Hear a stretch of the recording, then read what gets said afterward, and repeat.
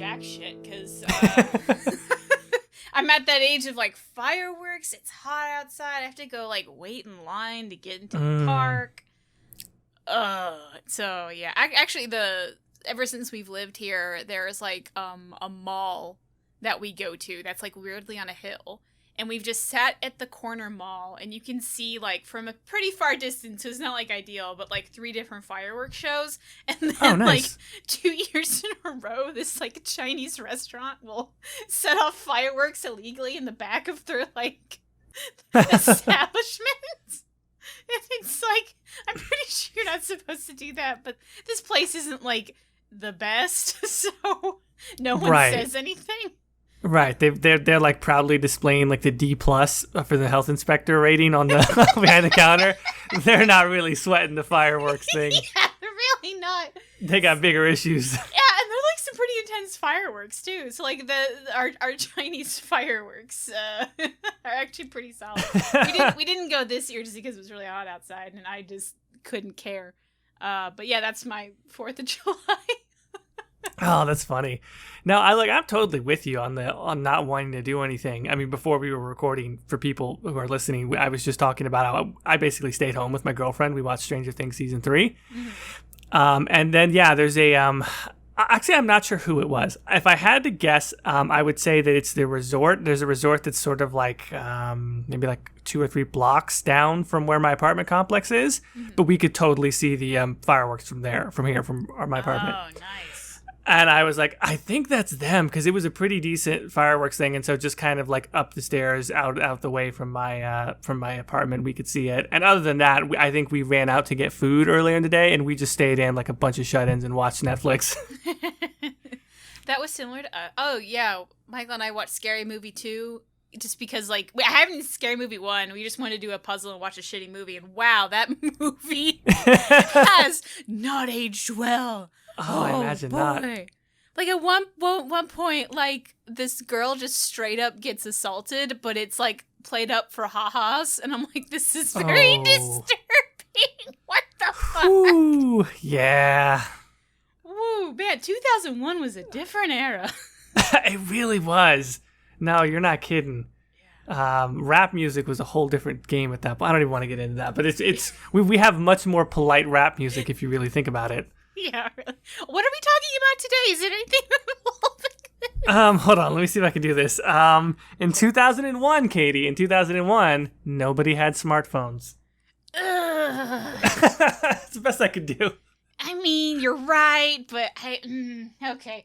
So today we're talking. This is a kind of my topic I want to say, because I came up with this like when Sailor Moon Drops died, and I just and in fairness, I remember when you brought it up, I'm like, oh yeah, that's a good idea, and we've both been saying we were going to talk about this this has been the back burner idea for I don't know how many months at this point. So and it just we keep putting it off. So now, I should say we did record an episode before this that is now lost to time because my audio just glitched, and so we only have like half of the true episode 40 that maybe will probably never see the light of day. So that's true. Yeah, that is. I think you talked about it on Twitter. Is that right? No, I talked about it when I was streaming. Oh, that's right. And somebody was asking you about it on the Discord. Mm-hmm. So I don't. Does this make episode 41 now, or?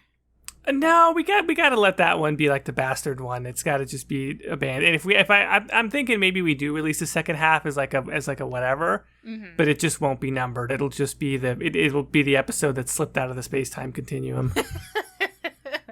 Alternate universe. Yeah. Okay, so today we're talking about mobile phones. I kind of wanted to go. We both wanted to go over like BioWare's, I guess, attempt to be in like not only mobile phones, but I'm also counting like Facebook games, because let's be honest, Facebook games was mobile phone games before mobile phone games existed. Like it's essentially the same payment model, the same scheme, all of that stuff. Right. Now I kind of actually want to start with Mass Effect, because other than the companion app that they had for Andromeda, I know nothing about Mass Effect on Facebook and mobile games. So what you said you knew something. So what? Tell me what's up. Well, I played both of them just because, I mean, that's the type of Mass Effect fan I am. And so the ones that I know of, unless I'm missing any, there's Mass Effect Galaxy, which was the first one. That came out, that's very early. That was probably before it was before Mass Effect 2. Mm-hmm. And it focuses on Jacob. So it's all about Jacob. You play as Jacob in the game. No, what is it, a Facebook game? It's a mobile game. It was for iOS. Oh, really? Yeah, and it was like a top-down shooter, kind of like what I would call like a thumbstick shooter, but you didn't have thumbsticks, so it's like a directional shooter, and like very rudimentary, like still images with some voiceover. And I don't think it's actually Jacob Taylor's voice actor, if I have to be honest. And yeah, it kind of, and Jacob alludes to it. He actually references that mission at one point when you ask him about his past as a shepherd. Mm. I don't remember the story, to be honest. I think it had to do with like somebody was going to release poison gas or something like that on the Citadel. Like I think it had to do with the Citadel about to be destroyed, and Miranda features prominently in it as your sort of like op support, and Jacob is trying to save the Citadel. Mm-hmm. This is all. I should probably pull this up because I'm going entirely off memory, but yeah, I remember playing it and like beating it and doing all of that just because it was like, has to do with like, it's sort of like a prequel for Mass Effect 2. And I'm like, all right. And I just kind of powered through it because it totally wasn't my cup of tea as far as like the art style, the graphics. It was, a 2009 mobile game, not the advanced, not the advanced shit that we're used to now, for sure. Yeah. I guess I'm now more complex that a mobile game came out that early. Like, and the fact that you said you beat the game, like nowadays it seems so rare that you can actually beat a mobile game. Like they really designed these suckers to be like continuous for the rest of your life. So wow. Did it take you long? Was it like a couple hours? What? That I don't remember. I don't remember how long it took. I'd probably say maybe like a few hours tops. Mm-hmm. I probably played it like in very short increments over the span of about a week. Mm-hmm. Mm-hmm. Okay, so looking it up, it came out in 2009. Yeah. Wow. And I do remember they took it off, so you can no longer play this game at all anywhere. It was taken off of the App Store apparently in 2012. I thought it was actually more recent than that, but yeah, they took it off. They took it off of the. Did anyone like somehow like obtain a copy so now you can play like a cracked version somewhere? Do you know? On an emulator? That's a good question. I don't know, but I would hope so. I hope that it hasn't. Like Dragon Age has so far been very lucky that like all of the things you can play, you can still play in some form. Like I guess I've been lucky in that regard, but man, that would drive me crazy if there was like a piece of Dragon Age media I couldn't play anymore, even if it was crap. Well, what was the other one that you mentioned? Because you said there was two. Yeah, so the other one would have been Mass Effect Infiltrator. That one has a unique protagonist whose name I can't remember. But he was a sort of like generic. Oh, that's right. He was a Cerberus operative, like a former Cerberus operative. I want to say this one was between 2 and 3. Mm-hmm. And this one I actually thought was a little more redeemable as far as the gameplay. It was basically like a third-person shooter where you emulated or simulated the thumbstick controls by just sort of like moving your thumbs along the left lower and right lower portion of the screen in landscape. Mm-hmm. I think that's real hit or miss when you try and do that with a mobile game because the screen's not really big enough and the control isn't tactile enough. However, I remember playing it and feeling like it was workable. It was a cover shooter, very much in the vein of like Mass Effect 2, Mass Effect 3 cover style shooter, and it was okay. Like I thought the graphics were impressive for the time for a mobile game. Mm-hmm. And I thought that the shooting was, clunky because you don't have real joysticks, but it was workable. I remember thinking to myself when I played it, like, this almost works as a third-person shooter game that you might play on console. Mm-hmm. What was it, like, did you beat it? Can you beat it? Is it one of those? Yeah. It had a storyline. I can't remember any fucking thing about it. I knew it had a storyline. I knew that the character felt pretty generic as far as like he was like an older character, kind of like a gray-haired grizzled mercenary type, but other than that felt pretty generic, and I think he was sort of out to sort of fight back against Cerberus because he fucking didn't like Cerberus. Mm-hmm. Did when did this one come out, like, roughly? 2011, 2012, maybe. So this was in between 2 and 3, then. I want to remember it that way. Yeah. Okay. So in between those two, would you say that you liked? I already forgot the names of these things, but the Cerberus guy more than Jacob, game wise?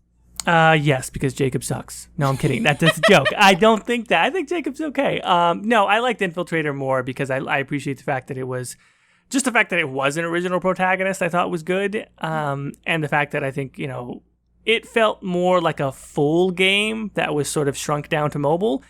I don't think that's the perfect approach. But in most cases, I think it's better than the sort of, at least for me personally, than the sort of like cutesy attempt at a mobile specific experience. I think if you can manage to translate a decent third-person shooter experience onto mobile, I'd rather play that, even though it's very imperfect. Mm-hmm. So I'd say I probably would go with that. Now, what do you think of the Andromeda companion app, which I've already forgotten the name of? Oh, yeah, the thing where you can run missions. Yeah. Apex. Yeah. It has to do with the Apex missions. Apex HQ. Let's turn this on for the first time in like an eon. I was gonna say, do I still have that on my phone? I sure do. Apparently I have to log in. Servers could not be reached. Ooh. Is it turned off now? No, wait, it's working the second time. I have forgotten my EA login, so I'm stuck at the login screen. I'll tell you what, Caitie, this is a riveting podcast at this moment as we both try and log in. Yeah. Well, I just wondered if it still worked because, it's like, I don't know why I even have this on my phone still because, like, it's not like I've touched it ever since Andromeda. No, yeah, I had the exact same reaction when you mentioned it. I'm like, wait, I think I might still have that on my phone. We can actually look at it as we, Because I feel like, I don't know if they've updated it for whatever reason since I downloaded it, so I guess I wanted to check. I'll let you do that.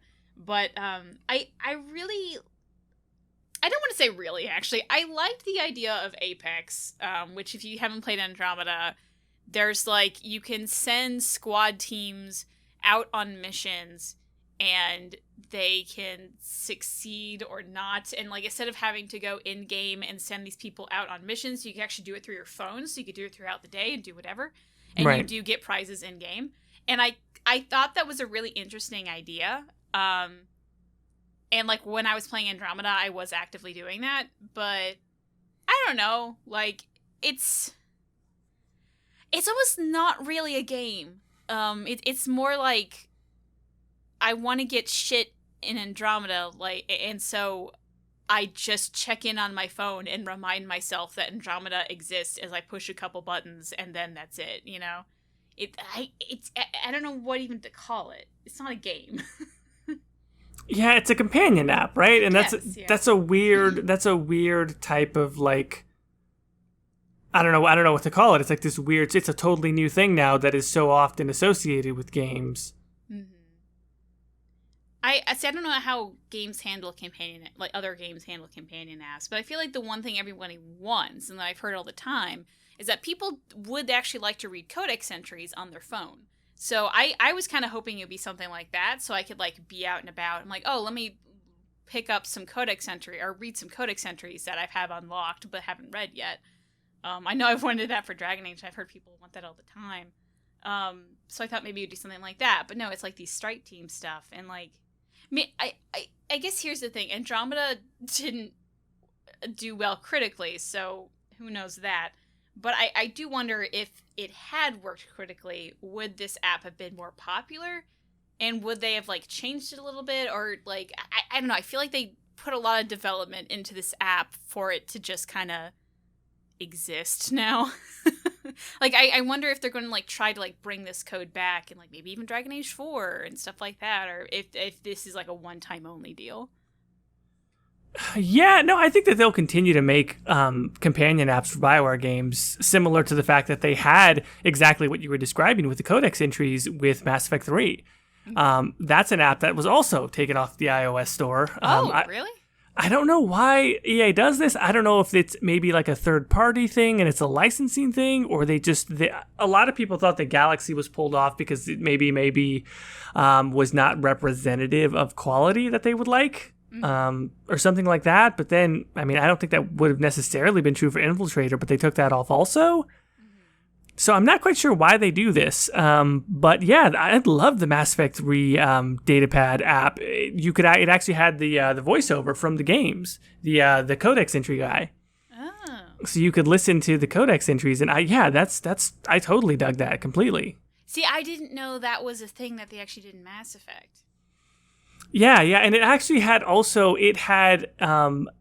emails from your party, from your squad mates that were not in the game. So like Jacob or Miranda or somebody would like send you emails and just like small little stuff like character background, I guess. But yeah, it was good. I really liked it. But again, they took it off the App Store after a certain amount of time.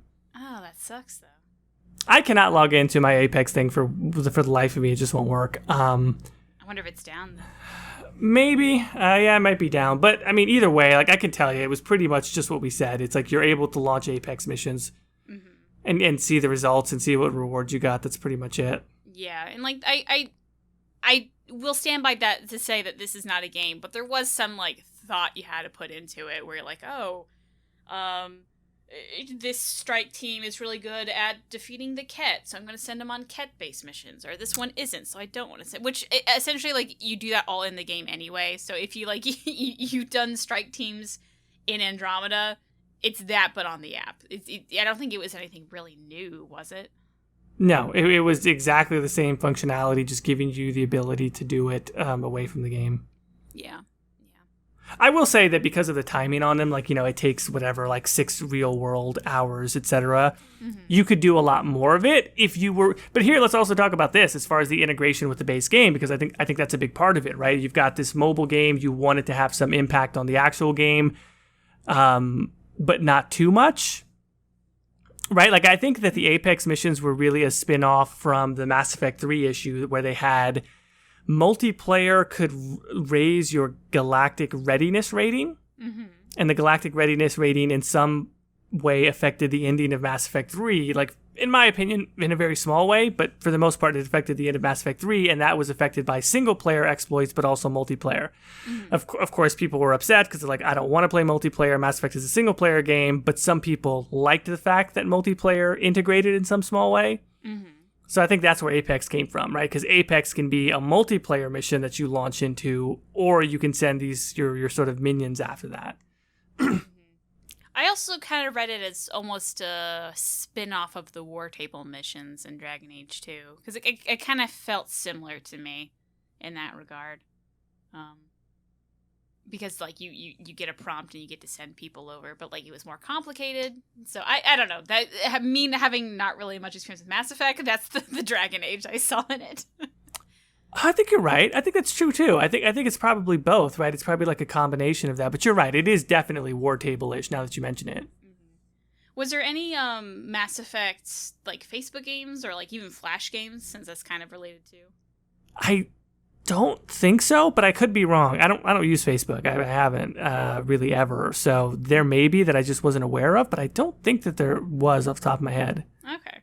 Well, I guess with that we'll segue into the Dragon Age. Dun, dun, dun. Oh, stop. So I guess since I mentioned Facebook, let's start with the Dragon Age Facebook game, Dragon Age Legends. So I did not know this existed when I had a Facebook. It has since been deleted, I think, as of 2011.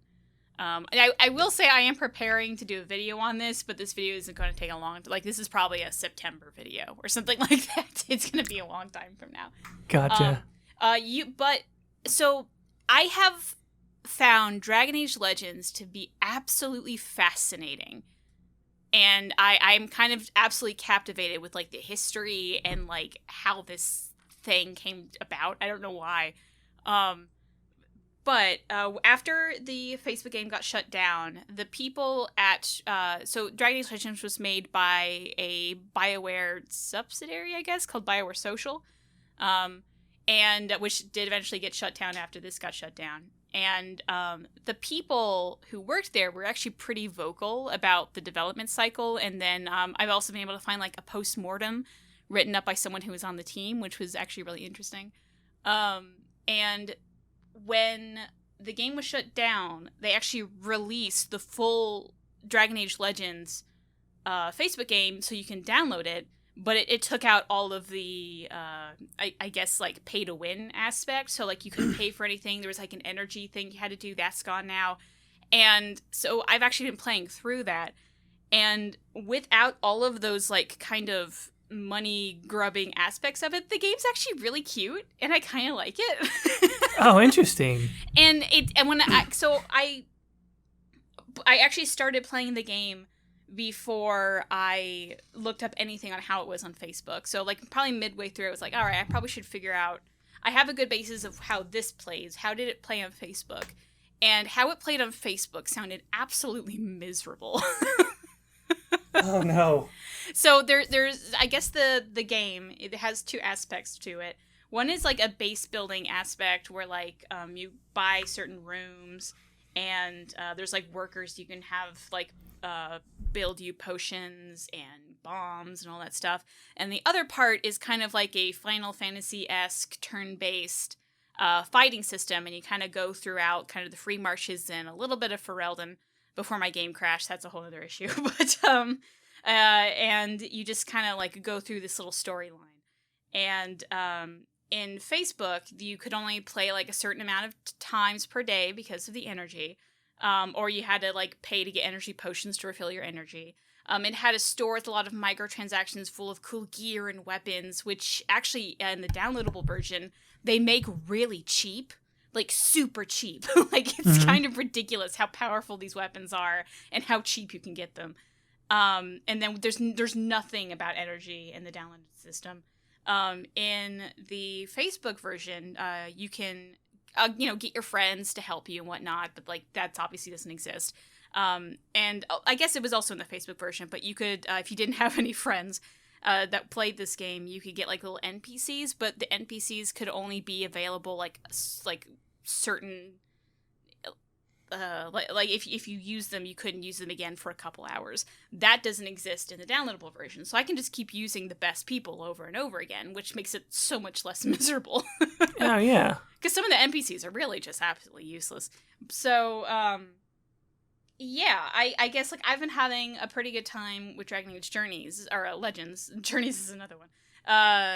So just hearing like what it was on Facebook was, I don't know, just really interesting that like I think the people behind this really, really had a passion for this game, and they knew what they were making wasn't great, but they did have a good idea there. So when it finally got the kibosh from EA, they finally was like, all right, now you get to make the game we wanted to make, and they threw it out there. And I just find that so fascinating and like almost endearing that they love this thing so much that you could still download it somewhere. And play it now, and I think that's really great. So yeah, and the postmortem, I actually pulled it up because I wanted to put a quote from the guy. I will say I don't know who this guy is. I just know he worked at BioWare Social at one point. I don't know what he did on the team, but in this postmortem that was posted on July 2013, and remember this game ended in 2011. He says, My thinking today is different from back then. I have largely soured on the potential of free-to-play gaming, as it almost inevitably leads to an unhealthy addiction to whales.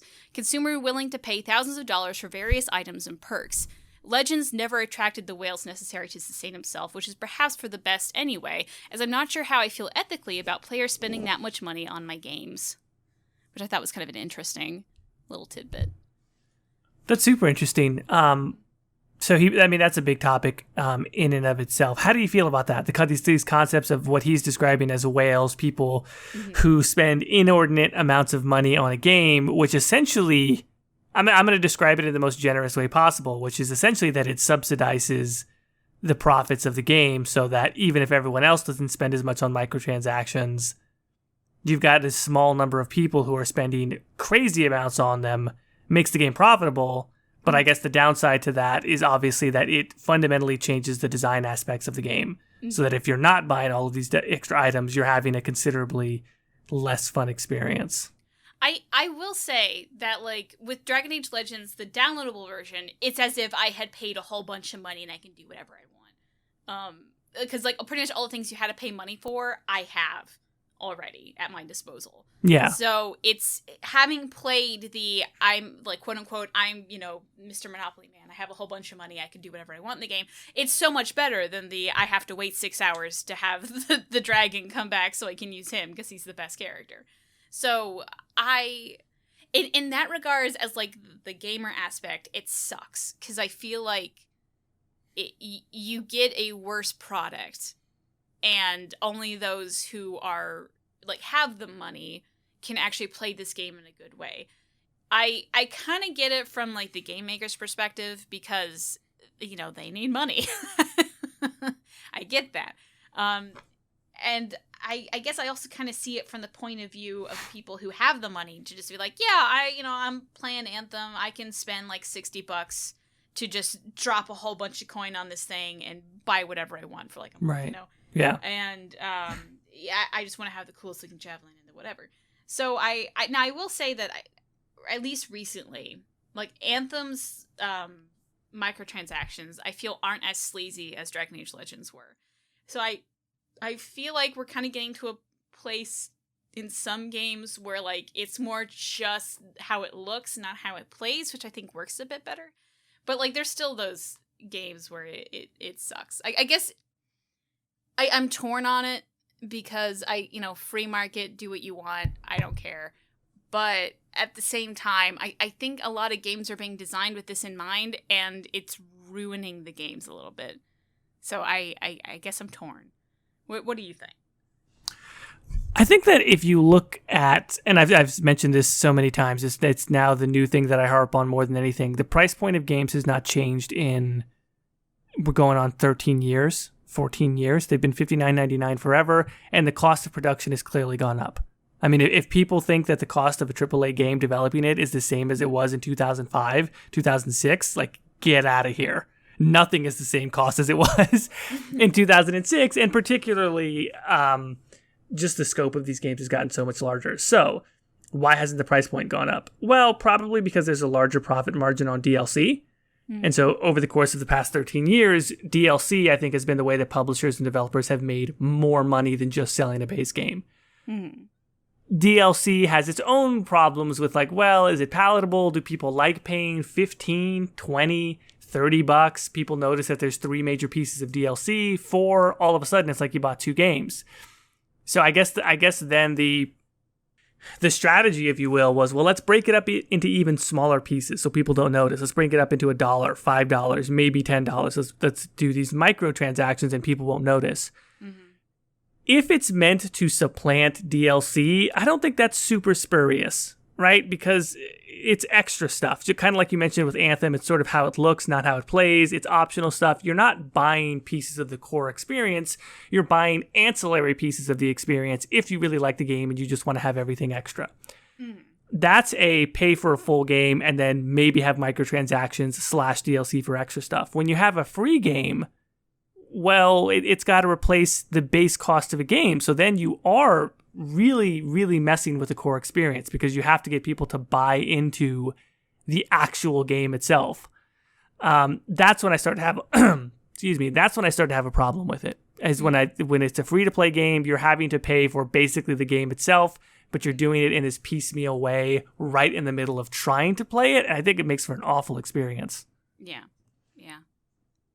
I think there's also, so the postmortem I read out, he mentioned that like kind of later on he gets worried about like people spending money when they probably shouldn't. And for the longest time I was like, do people really do that? Do like I'm sure there's some people, but is it really that big of a problem? And then I met somebody who actually does that, who really is not good with their money and is willing to just throw money into the wind to get, like, the stupidest mobile game bullshit. And, like, I'm just sitting there thinking, oh my god, you spent how much on what game? Mm-hmm. Yeah. You don't have the money for that. And I know, like, there's some legislators wanting to call it, like, gambling or something like that. I'm like, that's not really gambling. That's just people really bad with their money, and so Right, yeah. whatever. But, like, I totally get game makers who feel uncomfortable with this because, like, the whales they talk about, people who spend thousands of dollars, they don't always have the money to do that. Sometimes it's just some poor sap that is just in a bad place, and playing your silly game and spending $20 on it is the only thing that makes them feel good. Unfortunately, they're also really bad at their money, so they spend more money on that than food. You know, right? It's just, yeah. And like, yeah, if I was a game maker, that would make me feel really gross too. So it's I don't know. It's weird. It is. I remember when I got into Marvel Heroes for a second there. Mm-hmm. Do you remember that game? Do you know what it is? I know of it because it was I was watching a podcast and the guy, I actually think it was Dragon Age Off the Record. One of the hosts there really liked that game. So anyway, yeah. Yeah. It also went down in a pile of flames. It was not pretty when that studio closed. But in any, that's a whole nother story. Mm-hmm. That was a game that had a lot of microtransactions, and I will never forget. Like, I was really into it for like maybe like a couple of weeks or so. Mm-hmm. And I was on the forums and everything, posting about like builds and like how to spec out, you know, different characters you unlocked, all this different things, how to do the hard mode, like quests and all that stuff. And there was this one thread of just like, post how much you spent on this game. And I swear I was floored. I had spent free to play game, right? Mm-hmm. So I think in my head, I was like, well, don't spend more than like you would on a normal game, right? Don't spend more than $60. And I think I had spent maybe 40 at that point on dumb shit too, right? Like on like skins and maybe like character unlocks or whatever. But over the course, and it probably wasn't 2 weeks, it was probably the course of about a month. And I felt bad about that much already, like the $40. I'm like, I really shouldn't have spent that much on this fucking free to play game. Mm-hmm. I went in there and we're talking $2,000. Like, fucking people going, I've spent like 500, 800. And a lot of people had $15. That was their post. But that was not the majority. I would say the majority was more than $60. The majority was probably around average 100. Man. And it was just like, and I literally got scared. I was like, because people were saying, I never thought that some people were saying I didn't know. Some people were saying like they looked it up for this post just so they could post it and they hadn't realized it was that much. Oh, and I was like, yeah, I gotta stop fucking playing this game. Like, this is not a good, I don't want to be one of these people. Like, I remember the person who said it was like more than $2,000. And I remember the content of their post was something sort of along, it made me really sad. It was something along the lines of, when I see that number, I feel bad about myself, but when I buy something, it makes me feel good. Oh, no. And I was like, nah, man, I gotta take the needle out of my arm right now before I become this person. And I literally just quit playing that game because of that thread. Oh my gosh. That's like one of those, you bring the kids to the local jail and have the inmates yell at them so they don't ever go to jail. That's so great. You know what? That's not a terrible analogy. That's actually pretty, yeah. Golly. Yeah, I will say I have like a strict don't do microtransactions, so I have never minus buying all the DLC for Dragon Age. I have done that. That's I don't know if you would count that as a microtransaction. Yeah, but those are expansions, yeah. Yeah, so I have all the the content packs. Oh, the armor and everything. Yeah, I have that. I don't know if you count that, but minus that, I have not bought any microtransactions, and I feel like pride in that. I feel so frugal now. I think now you should. I think you should. Yeah.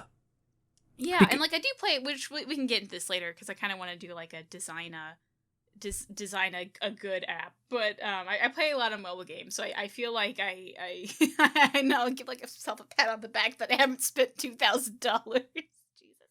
Which there's one more Dragon Age actual mobile game that we should bring up real quick, because it is the Dragon Age pay to win free to play game, Heroes of Dragon Age.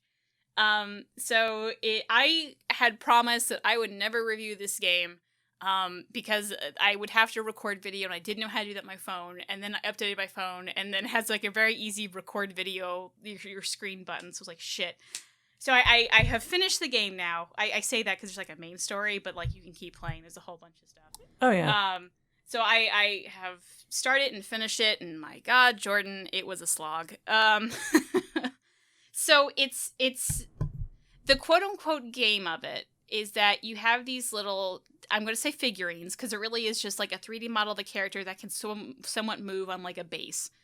You have these little figurines that have certain abilities, and you can level up the figurines, and then you fight each other. Now, I say you fight each other, you watch them fight each other. You have absolutely no input on what they do. It's weird. The game part is really collecting the figurines and then putting them in an order that makes sense, and then you watch them battle. And I can't think of a worse game design. I actually remember playing this for maybe 30 minutes. I remember downloading it and trying it and going, I don't think this is a game. It isn't. It's a collect the figurines thing. And like it was, I forced myself to play it, and I'm glad I did it, because now I finally have the, I guess, street cred to shoot this thing down. But yeah, no, I wouldn't say it's miserable, because I've definitely played worse games, but it's just not a game. It's collect the figurines and put them in a nice order, and then see if you can defeat people, and then try to defeat people long enough that you have leveled up to the max level, and then you can defeat all the people. You know, like it's not. Yeah. It's not a game. It's so bizarre. I've never seen something that tries so hard to sell itself as a game, but it's really not though. It's a collecting base. I don't know, a collect. It's worse than like Pokemon. Like Pokemon, at least you can like actually battle. No, this is like Pokemon if you took out the battling system and you just like watched your little Pikachu do whatever the fuck he did and then ran into a tree and like what an idiot. Why did he do that? So in like some of the figurines, like they don't make sense in their powers. Like somehow Josephine is one of the most powerful little characters you can get. I don't know why, but like I have had Josephine on my team since like I randomly got her in some event, and she has been a beast. Josephine has been able to like, everyone else on my team is dead, and she's been able to take down a whole team. I don't know how she does it, and that doesn't make any sense. Like I have like the Dread Wolf on my team. I have had so many much more powerful characters, but Josephine and little clipboard's like, nah, bitch, I got this. So it's a power diplomacy. Yeah, none of it makes sense. It's just crazy. So I know some people like it because it is kind of comforting to be like, oh look, it you know, you sometimes you get little tokens and you like essentially put it into the machine and you pop out a new figurine, and sometimes that's kind of fun, like, oh, I got Aveline now, yay!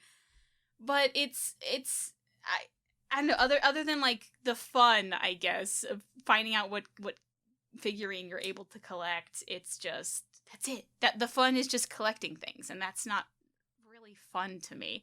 Maybe some people like that, but that's not me. So it wasn't good. It's not like people keep like fearing that Dragon Age 4 is going to be like a free to play, pay to win shitty mobile game. Dragon Age already has that, girl. Don't worry about it. Yeah, you're not kidding. And it's been going on for quite a while. Like, I don't know when this came out, but like it's at least like, I want to say almost 4 or 5 years old, and it's still kicking. Which I will say, weirdly enough, when you do like random battles with random people all over the world, there's a lot of Russian names. Like, yes. I don't know what that alphabet's called, but it's like those characters. So I wonder if like this game is like weirdly popular in Russia. Cyrillic, right? I think, yeah, that sounds right. Yeah. I don't know. I just want to ask some people, like, if you're from Russia and you play this game, can you let me know why? Is it really popular over there? Because it just really confused me.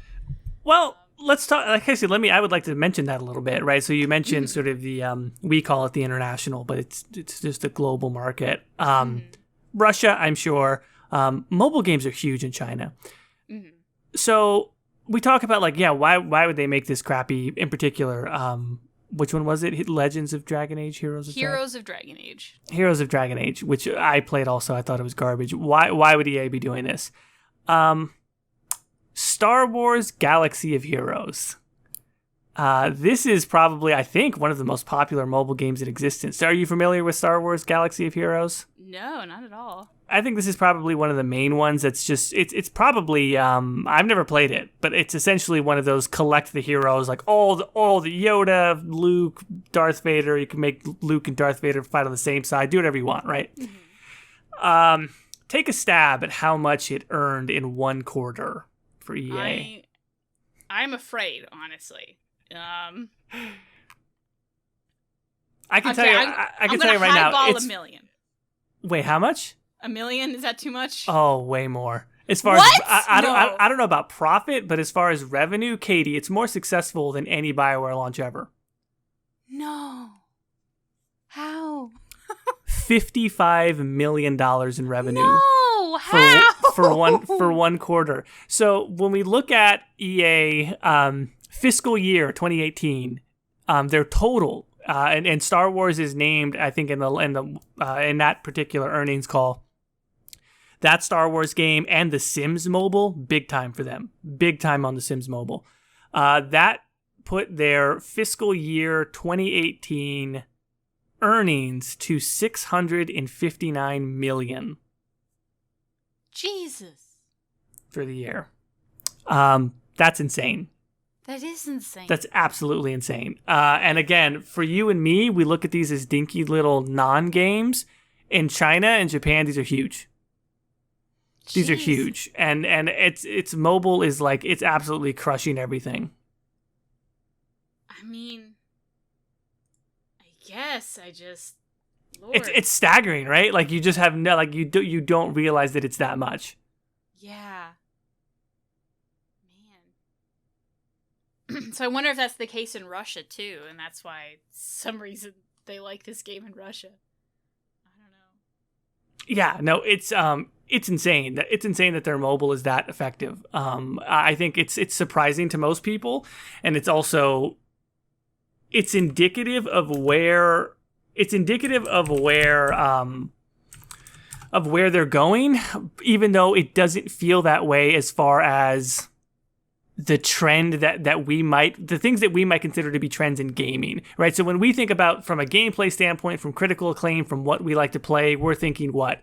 More open world, even bigger worlds, like more cinematic quality, all these other things that we consider to be really successful as far as what makes a good game. But as far as what's generating profit, it's smaller, objectively lower quality compared to AAA games on console and PC. Less of an emphasis on story, more of an emphasis on repeatable actions. These are the things that are actually leading the way. But I don't know, like those games to me always felt like a job. Like, is that what? I don't know. Oh, God. I just saw the dystopian future of gaming, and I'm just sad. It's not great, right? No, I'm just sad now. This is supposed to be the lighthearted episode. What the hell? It's not great. I know. Oh, God. It's not great. Oh, God.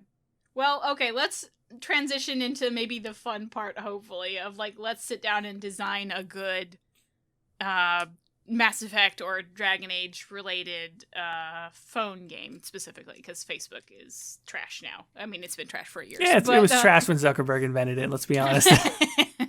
That's true. We just didn't know it yet. We were naive. So I guess, well,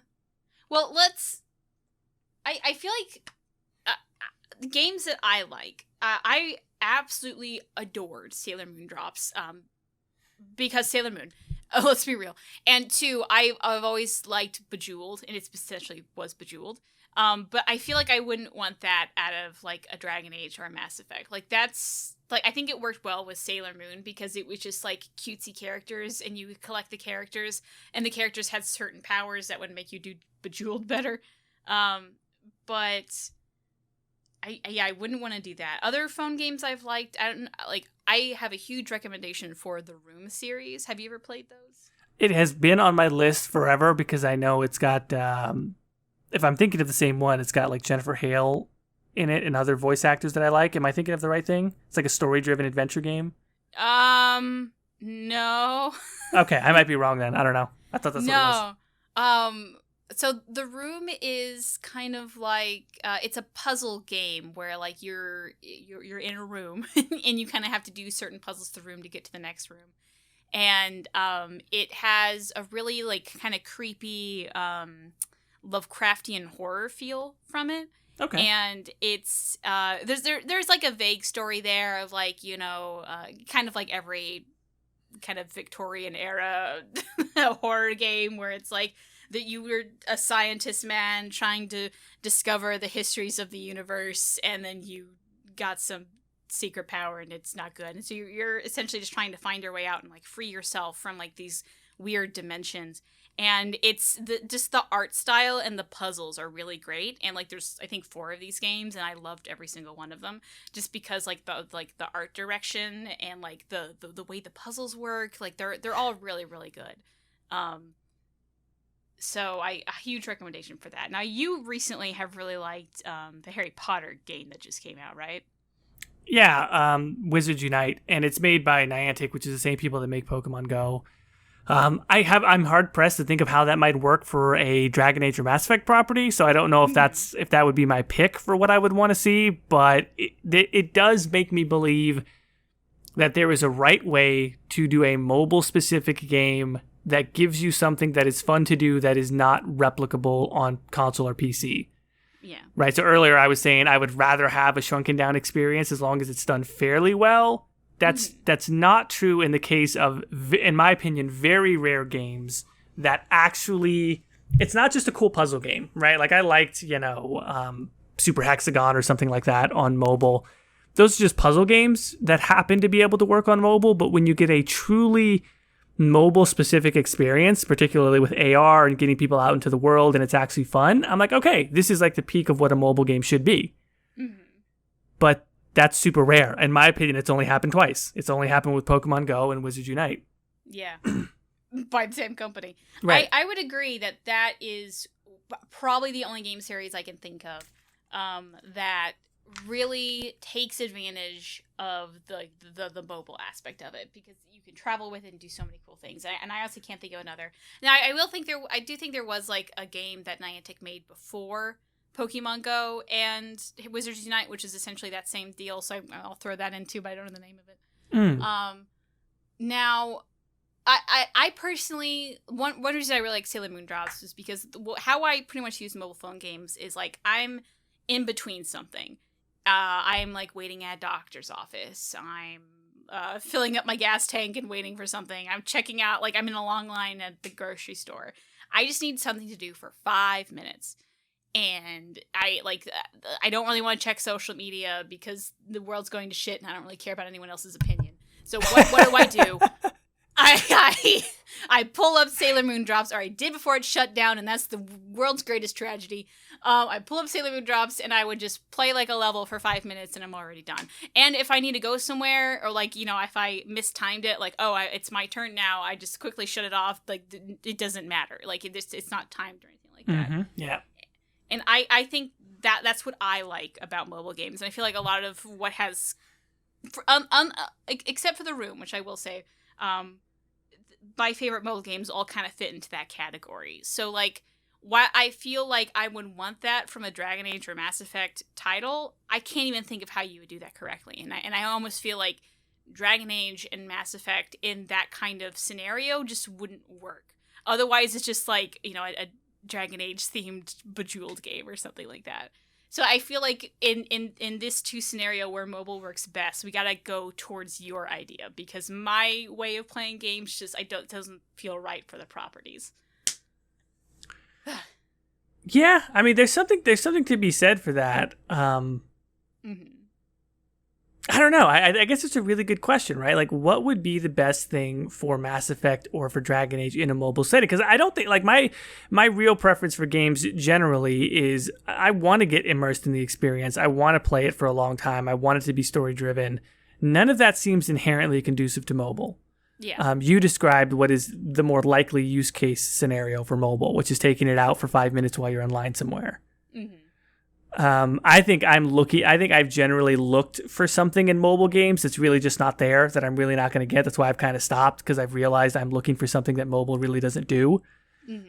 Except for, again, these really, a couple of Niantic games. I actually looked up Niantic to give them props. They actually made a couple of games before Pokemon. So they made one called Field Trip, which is, I think, the one you're talking about, location-based mobile. And then they made another one called Ingress and Ingress Prime, which I think was similar. That incorporated AR. And then they did a tie-in for some novels or something like that. And then they did Pokemon Go. What would be the best? I mean, I don't know. So we think about BioWare games. They are inherently so much driven by story. I mean, we could make an exception technically for Anthem, but I mean, story is hard on mobile games. Although you mentioned The Room. So to start off with, should it be a story-focused game if it's going to be on mobile for Dragon Age or Mass Effect? No, I can't remember what the name it was, but there was a couple of years ago a phone game that got really, really popular, and it was like you were some guy and you were talking to someone who was like lost in space. Do you remember what I'm talking about? You would No. It was like almost, it looked like a text conversation. And, like, they would send you something, and then you would have, like, a couple responses you could choose from, and then you would choose one, and then, like, you and this character would have a little bit of a conversation, and then you, like, it just kept going through there, and, like, it was kind of a choice-based story that you would read that kind of looked like just a text message. That was really interesting. God, I can't remember what the name of this is. It's driving me crazy. I think that would be fun, yeah. Yeah, so, like, I feel like you could maybe do something like that. I'm not quite sure how, though. Yeah, I mean, I personally wouldn't mind something like that. Like if you were playing maybe like an ambassador on the Citadel or something like that, Mass Effect, and you were just trying to like do political stuff, negotiate with the other species, et cetera, et cetera. I would find that fun if it was just mainly conversations. I don't know how much broad appeal that has, but it has a lot of appeal to me. Well, you do have, actually, maybe this is more relevant than we think, but on Twitter, a lot of the specifically Dragon Age writers and Mark Dara have been joking about this anime love dating sim. I forgot what the one they're talking about is, but I have seen those getting pretty popular, where it's essentially just a dating sim on your phone. Oh boy. And yeah, I think they were mostly joking about it, but like I could see a pretty large appeal if you have BioWare characters in a dating sim. They've been joking about that for years. When I hear about that idea, I just feel like there was some app developer out there who got so frustrated with the fake people on Tinder that they just gave up and said, "Fuck it, I'll just make a fake one. I'll just go with it." I mean, you're not wrong. I know there's. Is it mobile messenger? No, there's a really, really popular one that I see all the time, and I haven't played it, but it's these anime dating sims on your phone are actually getting pretty popular. Like they're getting some traction. Sadly, I mean, somebody's got to call this out, Caitie. Somebody has to be the parents group of America that we used to have in the 80s and 90s, and I hate to be those people, but somebody has to call out the complete ridiculousness of this nonsense. I mean, it's ridiculous, but like, so is just regular anime dating sims. So like, I don't know. Who's gonna stand up for the BioWare fans? You know what I mean? Because I will say, it's not that bad. I'm half joking, right? I'm not seriously upset at it, but it is kind of weird, right? Especially as we've done this podcast and we've talked about romance, and I've always tried to sort of not avoid the fact that going through a romantic subplot in a video game is a little bit weird, right? Can we just acknowledge it's always a little bit weird? It's not quite normal. If I was in mixed company, like if I was hanging out with people, if I was out to dinner with people that I didn't know that well, I would have to be very careful in how I talked about that in like a mixed setting of people, because it sounds really creepy if you don't describe it right. See, I feel like this is now a gender issue. Is it? I feel like if I was sitting down with a guy and he was talking about how much he loved the romance with Miranda Lawson, I would be creeped out a bit. But if I was sitting down with a woman and she said how much she loved Garrus, I would be like, yeah, totally, girl, get it. You're right. Yeah. How interesting. So, like, I have totally, like, in people who don't play Dragon Age, I'm like, yeah, you know, there's romance subplots, and that's really something I like, you know, and blah, blah, blah. And they're like, oh, that's cool. But I feel like if Michael had said that, I'd be like, ooh. You like 2D waifus?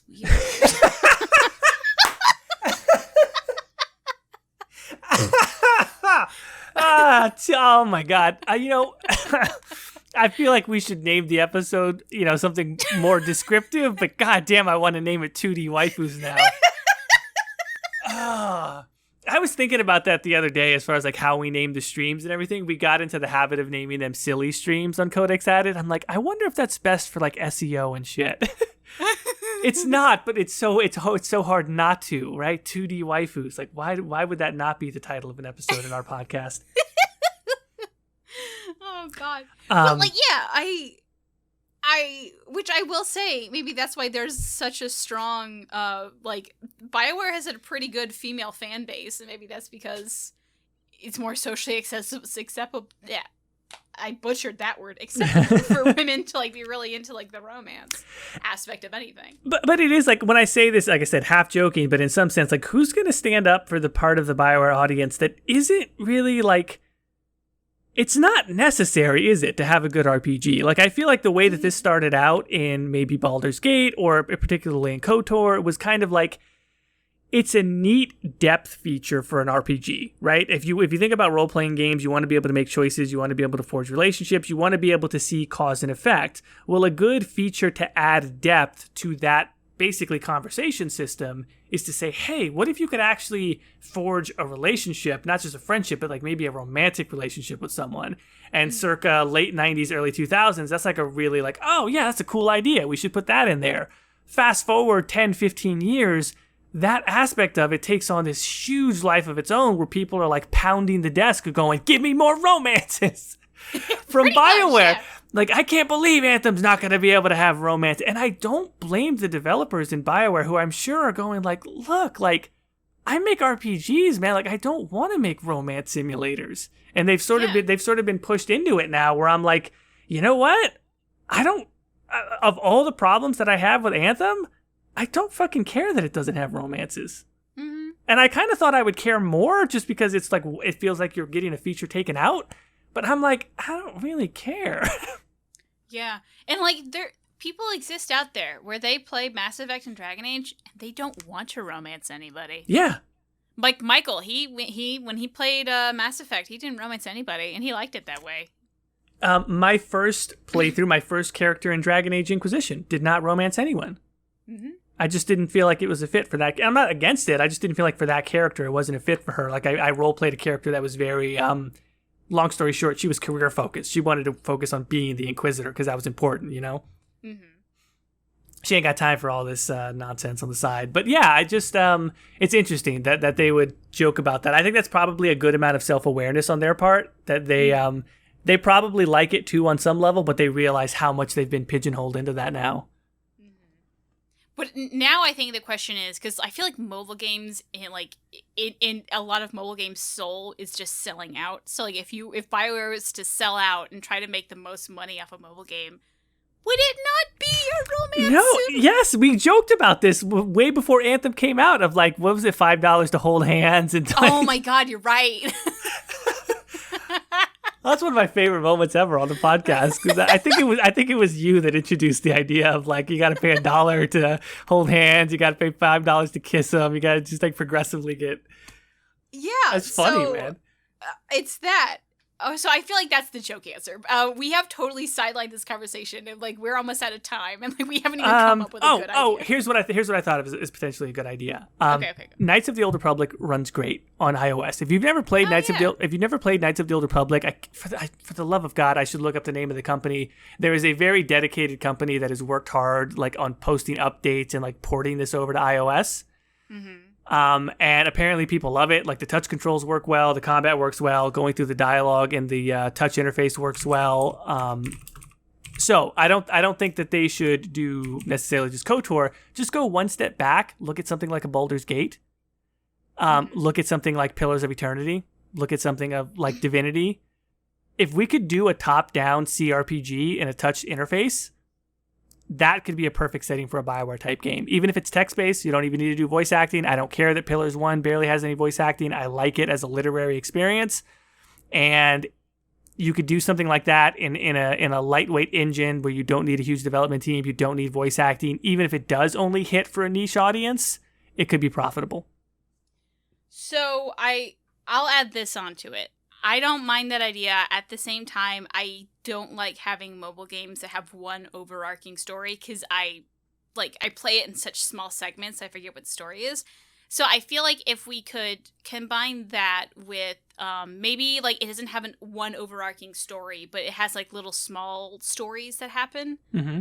Make it a little bit maybe more episodic, so it's a little bit easier to follow. I feel like I would like that a lot better. Oh, that's good too. Yeah. Asper, right? Am I saying that right? Yeah, I'm pronouncing it right. Asper is the name of the ASPYR is the name of the company that ported KOTOR over to iOS. Oh, okay. From right there, I'm like, I have no idea where you're going for this, and I don't know what this is.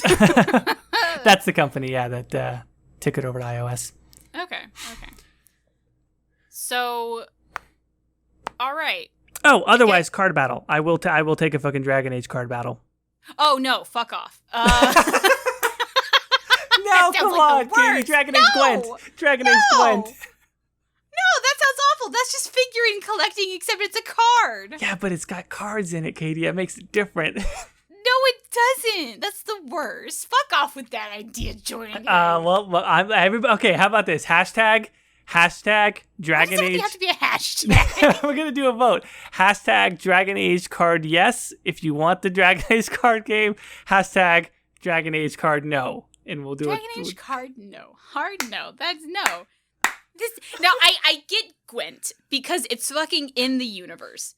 Now, if you make it like Wicked Grace or something, it's essentially Dragon Age Solitaire or Poker, whatever the fuck. At least it's cute. At least make it cute, make it in-world. Don't just make it like, this is, Aveline card. What's it, Hearthstone, but with Dragon Age? You're like, nah, man, I don't want that. Nah. I'm tickled by how emphatically you were against that. Caitie was like, I'm drawing a line. I can't even speak. A line in the sand. Yeah. Okay. I want you to imagine, fucking that one E3 presentation where like everyone was so excited because I don't remember the game company now. Was it Valve or whatever? No, it was Diablo, right? Diablo Mobile.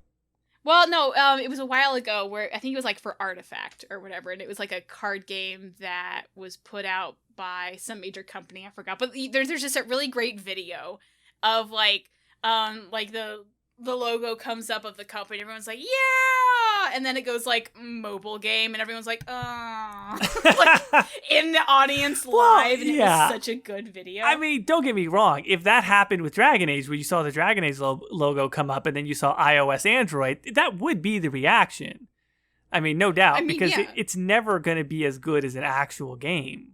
I agree with that. What should you say because of that? Because pretty much everybody hates seeing like mobile games and like E3 presentations.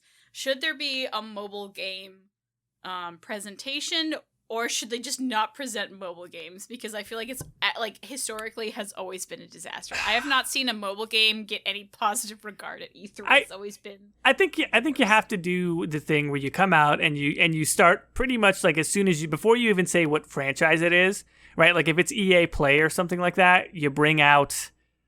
Not even Casey Hudson, because people will get too excited. You bring out the lead developer of the mobile game, and hopefully people don't recognize who it is. And they come out on stage and they go, "Mobile is an exciting new play." Like the first word out of their mouth has to be mobile, so people's expectations go down. And then they go, and we want to see what we can do and innovate with the Dragon Age franchise. And then people go, "Oh, okay." Like there's people slightly maybe kind of get optimistic. You can't say Dragon Age first is the point.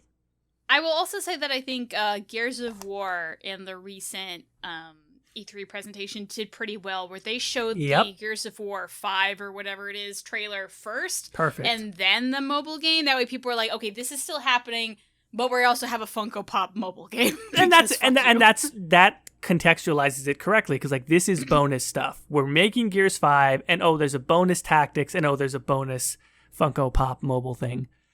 Real quick, lastly, speaking of tactics, yes. Mass Effect XCOM clone on mobile. I think it could work. Now, I would like that. At the same time, I don't know if I would want that for a mobile game. That's something I would want for a PC. Well, yeah, I would, again, I would definitely want it more on a PC, for sure. Mm-hmm. See, I feel like, now we haven't even touched on companion apps, because I feel like companion apps is a whole other beast, but I feel like for Mass Effect, I don't know. I will say I have my cousin's son really likes essentially what like a tank robot game that you have like the thumbsticks on the screen to play. So I almost feel like that one game you were describing was kind of like pretty okay for a Mass Effect phone game. So I don't know. Maybe I would just immediately think of that. But yeah, update that a bit. Yeah, update that a bit. I don't know. Now, what's the now, if I said Fortnite but with Mass Effect, how many people would just like throw themselves off the cliff? I mean, I wouldn't be able to count because I'd be the first one off the cliff. This is your version of the card game. Exactly. Oh God. Well, no, you know what? Actually, I take that back. I have said this over and over again. We live in a profit-driven world. That's not a bad thing because profit allows us to do a lot of cool things. And so, if EA gets a hit off of it, if they get $55 million in one quarter.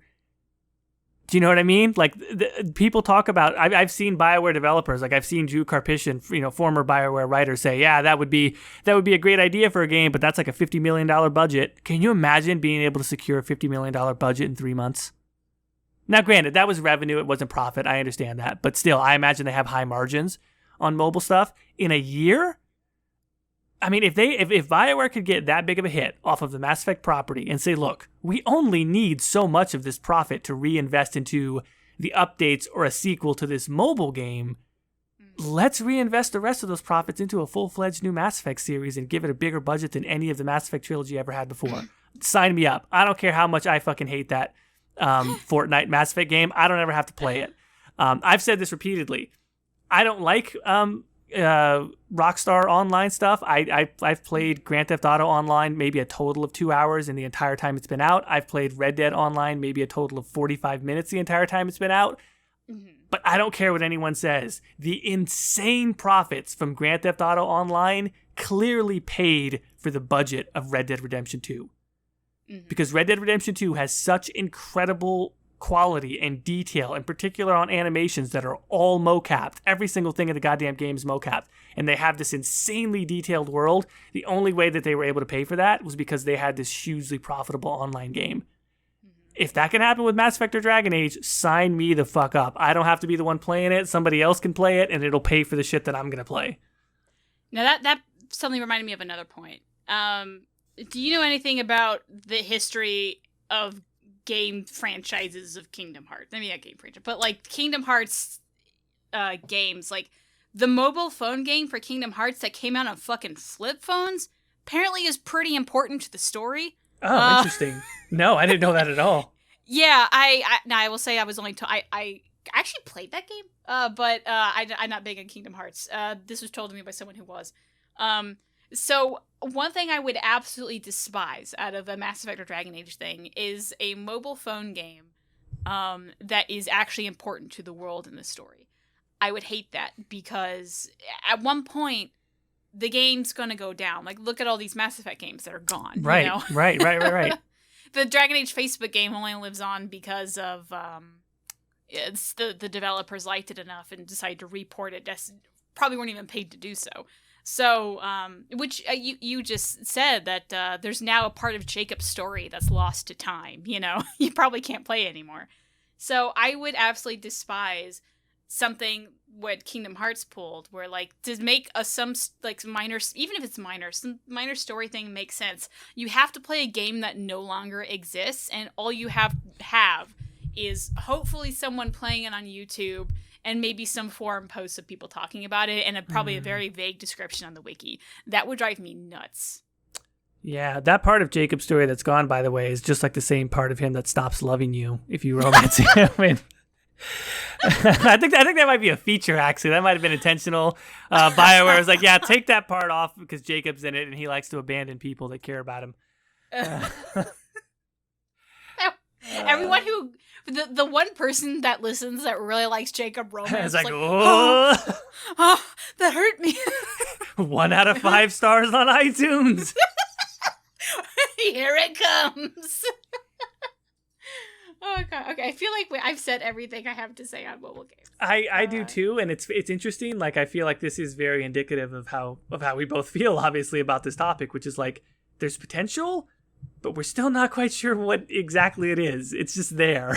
Yeah, I feel like I have more things I don't want to see rather than I do want to see. Bingo. Like I feel like the things I do want to see are so small as to be inconsequential into making a new mobile game property. Yeah. So in a way, I almost feel like I will never give even a positive review of Heroes of Dragon Age, but like if that's the mobile game that they need to make to fund whatever, I'm okay, because it's not important to the story. It's just a bunch of figurines or whatever. Like I don't care about it, and I'm okay with that. Like, if they always make Dragon Age mobile games that I don't care about, I'm not going to lose sleep at night, you know? So, I don't know. Anyway, Jordan, where can you find me? Folks can find me at The Exalted March on YouTube. They can find me at The Exalted March on Twitter and Instagram and Reddit, technically, but I've abandoned Reddit. Yeah, I kind of haven't been on in a while. I know I have so many messages, and I'm so sorry if you've messaged me. I just haven't had the heart to even go on Reddit. Speaking of Caitie's abandoned messages, Caitie, where can the folks find you? Oh God, it's true though. You can find me on YouTube at Ghildirthalen. You can find me on Twitter at Ghildirthalen. You can find me on Reddit at Ghillanon. Good luck. I will go back and answer messages, but yeah, it's probably in like 6 months, and it feels like that. Anyway, Duress Sherrill, everybody.